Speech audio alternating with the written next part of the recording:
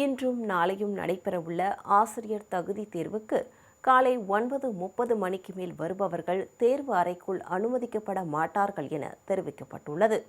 இது தொடர்பாக ஆசிரியர் தேர்வு வாரியம் வெளியிட்டுள்ள செய்திக்குறிப்பில், இன்று நடைபெறும் முதலாம் தாள் தேர்விற்காக மாநிலம் முழுவதும் 222 தேர்வு மையங்களில் 12,001 ஆண் தேர்வர்களும் 49,385 பெண் தேர்வர்களும் மாற்றுத்திறனாளிகள் 1,321 பேரும் என மொத்தம் 61,386 பேர் எழுத உள்ளதாக தெரிவிக்கப்பட்டுள்ளது.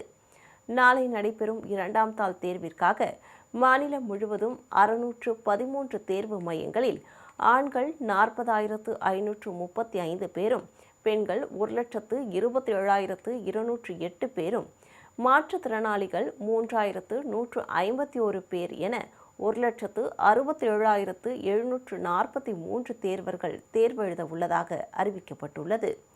தேர்வு மையத்திற்கு காலை 8:30 மணி முதல் 9:30 மணிக்குள் வந்துவிட வேண்டும் என்றும், காலை 9:30 மணிக்கு பிறகு வரும் தேர்வர்கள் தேர்வு மையத்திற்குள் அனுமதிக்கப்பட மாட்டார்கள் என்றும் தெரிவிக்கப்பட்டுள்ளது. மேலும் தேர்வு எழுத வருபவர்கள் தேர்வு அறைக்குள் belt, shoe, high heels, digital watch போன்றவற்றை அணியவும், செல்போன், மைக்ரோஃபோன் உள்ளிட்ட எலக்ட்ரானிக் பொருட்களுக்கு தடை விதிக்கப்படுவதாகவும் தேர்வு வாரியம் தெரிவித்துள்ளது.